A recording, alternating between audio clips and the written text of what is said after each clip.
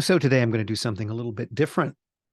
First of all, your assignment is look at Jesus in the desert and the temptation of Christ in the reading today from Luke and identify the quotations from the Old Testament that Jesus uses, but it's not just Jesus. The devil quotes scripture as well. Use your resources, figure out either in a printed Bible or online how to identify the quotes that Jesus is quoting from the Old Testament and the quote that the devil is quoting from the Old Testament. The devil, you see, can use the Bible as well. It reminds me of the homily that I first saw after Putin invaded Ukraine. And some people were saying and continue to say, well, Putin's a good Christian.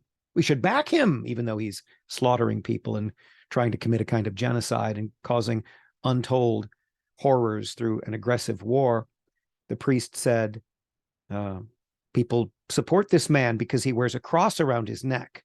Putin supposedly wears a cross under his clothes around his neck that was blessed in Bethlehem. And the priest said, big deal. The devil can wear a cross around his neck. And the devil can quote scripture, but identify those quotes. Tell me what they come from. Use your skills of research to give me the citations.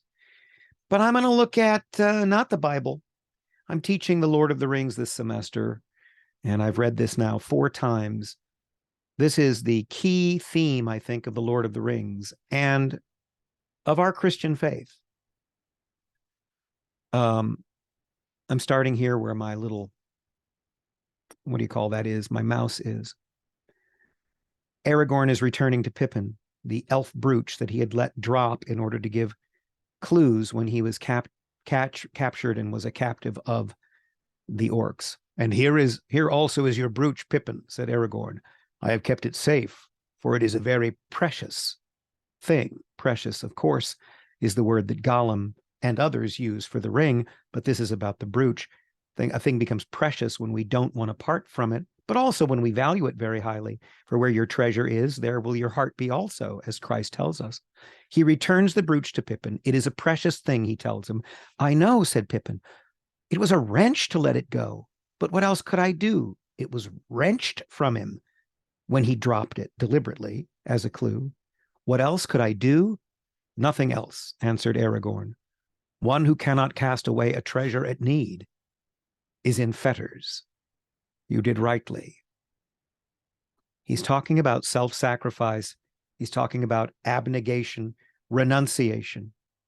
If you have a treasure like the Arkenstone, like the ring, like your own life, and you are not willing to cast it away at need, if your possession possesses you, even if your possession that possesses you is your own precious life, if you cannot cast that away for the common good and for the good of others at need, you are in fetters. You are a slave. For everyone who sins is a slave of sin, St. Paul tells us. And one of the great themes running through Scripture is freedom from slavery, from Exodus on. And we are freed when we can renounce and give away even our precious, as Christ did for our sake. For no greater love than this hath any man, that he lay down his life for his friends, or as St. Paul points out, for his enemies, because we were not Christ's friends when he did this.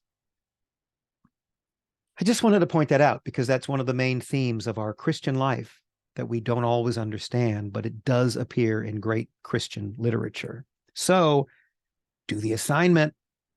Who's quoting scripture in this reading from Luke 4? And just give me the citations that they're quoting.